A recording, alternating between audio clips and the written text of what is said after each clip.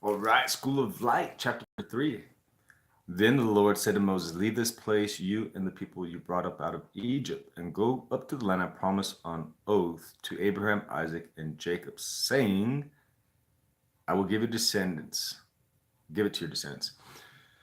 School of Light, just in case you're tuning in just now, we're a free correspondence Bible courses designed for ages 4 through adult. Many of these courses, if on the higher levels, if completed, um, you can use toward college credit if you're geared that way, if you're going that way. Also, it's in series, so you have many series of courses, and as you complete a series, we keep record of it. We give you a certificate of completion, and then enough of those certificates of completion, then you can also get credit. You can just hang the certificate of completions in your study room, keep them in your look at I accomplished book or whatever. So let's hop to it. Those are structured Bible studies, and right now all we're doing is reading through the Bible. Then the Lord said to Moses, leave this place, you and the people you brought out of Egypt, and go up to the land I promised on oath to Abraham, Isaac, and Jacob, saying, I will give it to your descendants. I will send an angel before you and drive out the Canaanites, Amorites, Hittites, Perizzites, Hivites, Jebusites. Go up to the land flowing with milk and honey, but I will not go with you, because you are a stiff-necked people, and I might destroy you on the way. When the people heard these distressing words, they began to mourn, and no one put on any ornaments. For the Lord had said to Moses, tell the Israelites, you are a stiff-necked people. If I were to go with you, even for a moment, I might destroy you. Now take off your ornaments, and I will decide what to do with you. So the Israelites stripped off the ornaments at Mount Horeb. Now Moses used a tent and pitched it outside the camp, some distance away, calling it the tent of meeting. Anyone inquiring of the Lord would go to the tent of meeting outside the camp. And whenever Moses went out to the tent, all the people rose and stood at the entrance to the tents, watching Moses until he entered the tent. As Moses went into the tent, the pillar of cloud would come down and stay at the entrance, while the Lord spoke to Moses. Whenever the Lord saw the pillar of cloud standing at the entrance to the tent, they all stood and worshipped, each at the entrance to his tent. The Lord would speak to Moses face to face as a man speaks with his friend. Then Moses returned to the camp, but his young aide, Joshua, son of Nun, did not leave the tent. So Joshua stayed in there. Moses said to the Lord, you have been telling me, lead these people, but you have not let me know whom you will send with me. You have said, I know you by name, and you have found favor with me. If you are pleased with me, teach me your way so I may know you and continue to find favor. Wow, that's like very beautiful. There's a lot of power in that particular verse. Let's say if you're present,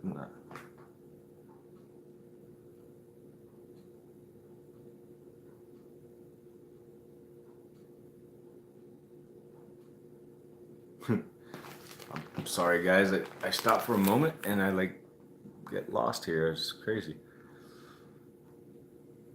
Okay, there we go. If you are pleased with me, teach me your ways so I may know you and continue to find favor with you. So like, let's talk about relationship, right? God's knowing his ways so that you might know him. You know, say you're getting married, um, you want to know that person so that you can do things that blesses that person, right? Um, the same thing with God. You know, if you really love him and passionate about him, I want to know him so that I can, well, in putting in this context, so I can know what he wants, what he likes, so I can be careful to do that and then find favor with God. Remember that this nation is your people. The Lord replied, my presence will go with you and I will give you rest. Then Moses said to him, if your presence does not go with us, do not send us up from here. Oh God, if your presence does not go with me today, don't let me do anything that's not going with your presence. And my friends here too. Be like the angel that guided them. So he's saying, if your presence doesn't go with us, don't send us from here. How will anyone know that you are pleased with me and with your people unless you go with us? Come, God, come with us. We want you to be with us. What else will distinguish me and your people from all the other people on the face of the earth? Hmm. What else would distinguish me and your people from all? The Christian people are unique people. I mean, I've been to some cultures from Africa, Europe, um, and I guess what is it? Southeast Asia? No, not Southeast Asia. Um, Middle Asia, right there by the Middle East. And the Christian people, whether they're underground Jordanians or um, people in Europe, there's a certain feeling. It's like imagine someone's raised in your culture. You never met them before, but you guys meet for the first time, and they make tortillas like you make tortillas. They eat green chili. They have certain sayings, and it's like these similar things that, and it's beyond the physical. It's also like the emotional, the love, and the way people think when they're Christians. Whenever they have Christ as their foundation, as their soundboard, or whatever you want to call it, And so he says, what else will distinguish us from all these other people? And then the Lord said to Moses, I will do the very thing you have asked, because I am pleased with you and I know you by name. Does God know you by name? I hope I can say that. Then Moses said, now show me your glory. And the Lord said, I will cause all my goodness to pass in front of you, and will proclaim my name to the Lord in your presence. I will have mercy on whom I will have mercy, and I will have compassion on whom I will have compassion. But he said, you cannot see my face, for no one can see my face and live. Then the Lord said, there is a place near me where you can stand on a rock. When my glory passes by, I'll put you in the cleft in the rock and cover you with my hand until I have passed by. Then I will remove my hand and you will see my back, but my face must not be seen. Then the Lord said to Moses, chapter 34, chisel out 2 stone tablets like the first ones, and I will write on them the words that were on the first tablets, which you broke. Be ready in the morning and then come up to Mount Sinai. Present yourself to me there on top of the mountain. No one is to come with you or be seen anywhere on the mountain. Do not even the flocks and herds may graze in the front of the mountain. Moses chiseled out 2 stone tablets like the first one and went up Mount Sinai early the next morning, as the Lord had commanded him, and he carried the 2 stone tablets in his hands. Then the Lord came down in the cloud, stood there with him, and proclaimed his name, the Lord. And he passed in front of Moses, proclaimed, the Lord, the compassionate, the gracious God, slow to anger, abounding in love and faithfulness, maintaining love to thousands, and forgiving wickedness, rebellion, and sin. Yet he does not leave the guilty unpunished. He punishes the children and the children for the sins of their fathers to the 3rd and 4th generation. Moses bowed down to the ground at once and worshiped. O Lord, if I found favor in your eyes, he said, then let the Lord go with us. Although this is a stiff-necked people, forgive our wickedness and our sin and take us as your inheritance. Then the Lord said, I am making a covenant with you before you and all your people. I will do wonders never before done in any nation in all the world. The people you live among will see how awesome is the work that I, the Lord, will do for you. Obey what I command you today, and I will drive out before you the Amorites, Canaanites, Hittites, Perizzites, Hivites, and Jebusites. Be careful not to make a treaty with those who live in the land where you are going, or they will be a snare to you. Break down their altars, smash their sacred stones, and do not worship their Asherah poles. Do not worship any other god, for the Lord whose name is jealous. God's name is jealous. It's a jealous God. When I was thinking about that, I try to make it so everybody understands. So you have this girl, boy, and they are beautiful. I mean, gosh, you think about them and you just feel alive, right? And so, let's say that this guy or girl walks into the building that you're all public place, and he starts flirting with her, or some girl starts flirting with him, and and then you see that your boyfriend, girlfriend, wife, husband kind of likes that attention or something. That's how you feel. Why? Why do you feel that jealousy? Because you love that person so much. You don't. If you're coming from the right heart, you know that, or at least you believe that you're the best fit for this person. You're going to be the best husband, the best everything for this person because you love them. You're going to take care of them and put them above yourself, to the point where you lay down your life for this person. And then they're being flirted with and they start flirting back and stuff. And you feel this jealousy. It's because of that deep passion, you know? And it's kind of how God's saying, he's like, he has this great, crazy passion for you. He has this great, crazy passion for me. And, you know, you won't understand it. You'll never understand it. Even after we die, and God might give you an idea of how it feels, God's passion. There's no words. You just got to meditate and think about it and let God reveal it to you.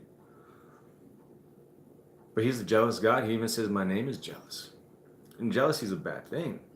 You know, too much jealousy is a bad thing. You know, and a lot of times jealousy is also clothed with insecurity. And it's not even jealousy. It's more like, you know, we're insecure that this person we love is going to like someone else or whatever. And so God is a jealous God. His name is jealous. He is a jealous God. Be careful not to make a treaty with those who live in the land, for when they prostitute themselves to their gods and sacrifice to them, they will invite you, and you will eat their sacrifices. And when you choose some of their daughters as wives, and for your sons, and those daughters prostitute themselves to their gods, they will lead your sons to do the same. It's very important, man, that you marry a woman that is on the same Christian path, you know, that's still that is on the God's path, and not, let's just say, for example, you had a girl that was in Scientology, and God's saying, like, you know, don't marry her Christian guy. Yeah, there might be some cases where God loves that girl and she's really wanting to love, and maybe a guy sent to her to help bring her into and out of that into the truth, into the light, into love. But the wisdom or the admonition here is, don't marry that guy that's, you know, just concerned about himself, because he could be his own God, you know, or concerned about making it to the top of this, or doesn't have the right attitude towards you, and your idea of love is like the Christian love, but his idea might be like the Islamic Muslim love, where there isn't really too much love. It's more of like your property or whatever it is. Do not marry that other person that is way off from your belief set, you know. It's nice to be married to God. I mean, to each other when you're married to God, and God leads you both.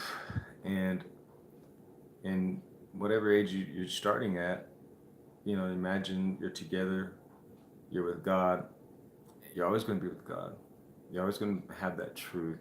There's never going to be this like one person, I'm just going to use the guy again, who says, you know what, I'm looking at my wife, she's kind of old, her butt's not where it used to be, or whatever. And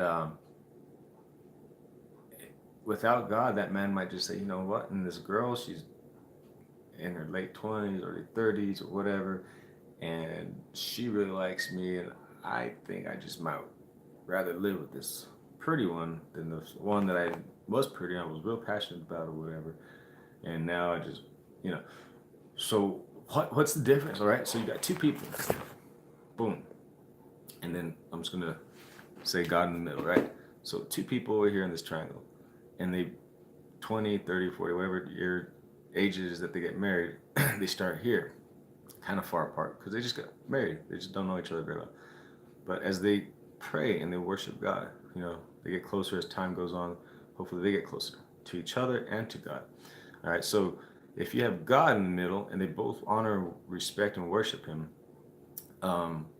this one, as long as he's submitted to God, he's not going to say, well, I'm leading myself. I'm not really going to follow God no more. That whole God thing is just BS. That's some Scientology thing, or whatever. Or this person here says, you know what? I never believe in God. So they marry, and then his brain says, you know what? This other girl, man, at work or wherever, she's cuter, she's hotter. Oh my gosh, she's like how I felt about my wife when I first married her. So I'm gonna go ahead and chase her. My wife, she'll understand. She's, you know, that's why it's so important, I think, to get close to God, people, because you're not like, is the butterfly ever homeless? Does the butterfly ever have a drug addiction? No. Why? Because they're just programmed a certain way. That's like they only know, they only have the knowledge of good, but we have the knowledge of good and evil. So we make decisions, right? So if you make a decision based on our passion or whatever only, and not have that inspired, led by God, then your decisions later on, especially when you're in relationships like marriage or business, can just go any way. Here, you have a leader of that, and you have, what's the word? Imagine a perimeter. You're in the army. You have, or not. You're in the army. You're a civilian, but the army's assigned to protect you. First thing they're gonna do is they're gonna put a perimeter around you to protect you from outside attack, from anyone coming into this perimeter, to put layers of protection between the threat and you, the protectee. Same thing here, guys. Same doggone thing here, man. I'm telling you, this puts layers around our life to protect us. These are the security layers. These are, think about it like, 3 or 4 layers of soldiers in a perimeter around you versus open air, no protection, no perimeter, and you just kind of like anybody can come into the gate. Any thought, hey, let's be swingers today. This sounds good. Yeah, let's try swinging, man. Hey, let's go. Whatever these crazy thoughts are, where if people are in this Bible, those thoughts might, impulse, and it's like, no way, Jose. Okay. So, don't marry these people, otherwise they might lead your sons to do the same. Do not make cast idols. Celebrate the feast of unleavened bread. For 7 days eat bread made without yeast, as I command you. Do this at the appointed time in the month of Abib, for in that month you came out of Egypt. The first offspring of every womb belongs to me, including all the firstborn males of your livestock, whether from the herd or flock. Redeem the firstborn donkey with a lamb, but if you do not redeem it, break its neck. Redeem all your firstborn sons. No one is to appear before me empty-handed. 6 days you shall labor, but on the 7th day you shall rest. Even during the plowing season and harvest you must rest. Celebrate the Feast of Weeks with first fruits of the wheat harvest and the Feast of Ingathering at the turn of the year. 3 times a year all your men are to appear before the sovereign Lord, the God of Israel. I will drive out nations before you and enlarge your territory, and no one will covet your land when you go up 3 times each year to appear before the Lord your God. Do not offer the blood of a sacrifice to me along with anything containing yeast, and do not let any of the sacrifice from the Passover feast remain until the morning. Bring the best of the first fruits of your soil to the Lord your God of the Lord, to the house of the Lord your God. Do not cook a young goat in its mother's milk. There it is, the second time I see that. Then the Lord said to Moses, write down these words, for in accordance with these words I have made a covenant with you and with Israel. Moses was there with the Lord 40 days and 40 nights without eating bread and drinking water. He wrote on the tablets the word of the covenant, the Ten Commandments. When Moses came down from Mount Sinai with 2 tablets of the testimony in his hands, he was not aware that his face was radiant because he had spoken with the Lord. When Aaron and all the Israelites saw Moses, his face was radiant, and they were afraid to come near him. But Moses called to them, so Aaron and all the leaders of the community came back to him, and he spoke to them. Afterward, all the Israelites came near him, and he gave them all the commands that the Lord had given him on Mount Sinai. When Moses finished speaking to them, he put a veil over his face, but whenever he entered the Lord's presence to speak with him, he removed the veil until he came out. And when he came out, he told the Israelites what he had been commanded. They saw that his face was radiant. Then Moses would put the veil back over his face until he went in to speak with the Lord. And that's the powerful thing, guys. I'm telling you. If you spent, you know,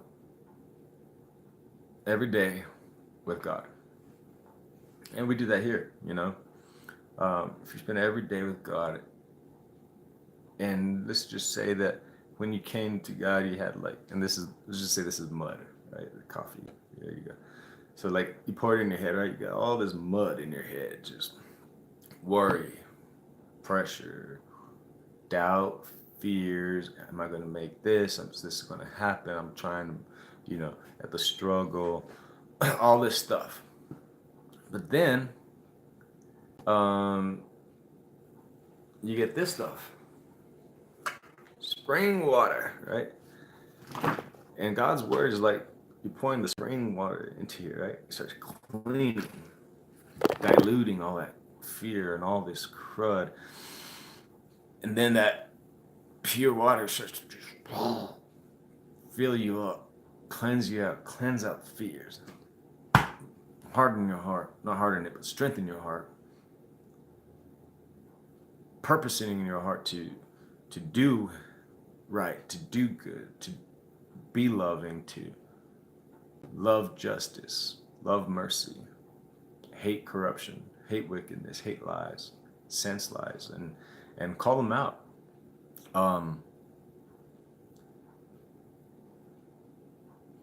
Being filled, it's like when you associate with yourself.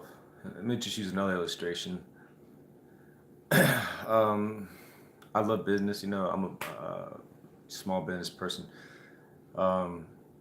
So if I were to sit down with Warren Buffett every day for say a week or two, I would be pretty encouraged. I would learn a ton. I would ask a ton about the trading and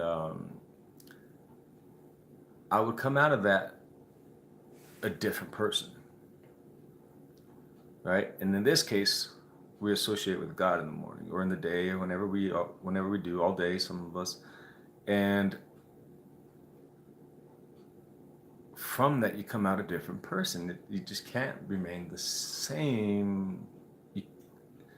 At the same level, you get better. It's like you're getting rid of the mud in the mind, and you're putting in the pure spring water. And that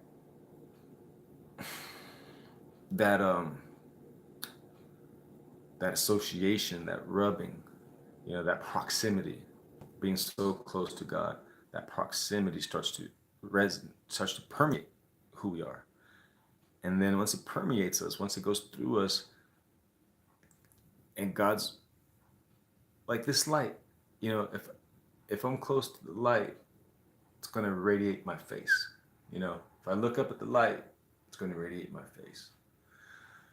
If I'm in the light and I'm putting God's word in my heart, in my mind, and what was once mud and stuff in here just floating around is now pure spring water, and it's light, and it's bright. It's going to reveal a glory. It's going to rub off on us. And that's what happened to Moses here. He was when God walked by him, showed him his glory, and Moses was spending all that time with God, something within Moses was so illuminated that his face was radiant and he had to cover it because the people were afraid of it because they'd never seen anything like it and they knew it was power. They knew it was from God because of the circumstances and everything. And the Bible says that they're like, could you like cover your face? We're kind of afraid of it, you know? Um, and maybe whenever we're Christians and our face is shining bright, those close to us might be afraid of us in a way. Cover your face. Cover it some. I don't know if we should cover our face after we spend time with God. You know, maybe we should take when we got that much presence of God on us, take it to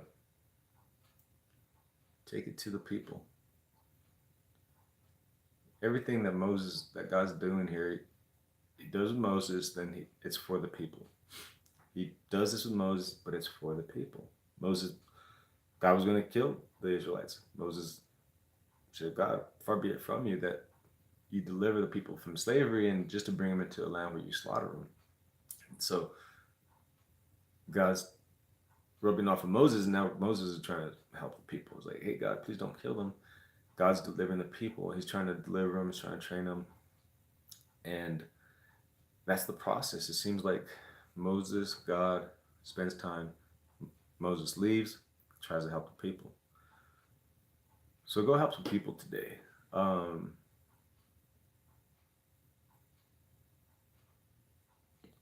If you're married, be good to your wife. Be good to your husband. Be good to your kids. You know, you should have more of a burden to help your kids than to have fun. You know, if you're trying to get something ready for their school, you need to focus. Drop a PlayStation. I mean, if you're a man and you're over 25 and you're playing PlayStation, you're married, more than 30 minutes, 40 minutes, an hour a day, if that, just put it down, man. You got a family to spend time with. And so that kid, in this instance, with the school project, put that crap down, go help them. You know, be more concerned about your family than you are about your entertainments, your pursuits, things like that. Put others first, put God first, seek him, spend time with him. Otherwise you're gonna be you can help, but wouldn't you rather help with God's radiant light shining off your face where you have a power that is guiding and helping you more so than you could ever just do on your own. So I'm going to go ahead and end it. We're almost at 30 minutes. Boy, these 2 chapters, and maybe I talk slow. But anyway, I hope some of the stuff I said or all of it would help you out and bring you encouragement, bring you some wisdom, help you live a better life, help you have better thoughts and emotions in here today, so that you can make better decisions from in here and here today that will cause an effect of better creating better things in your life because of what is now being put in here and here today. God bless you all. Help people. Love you. God bless.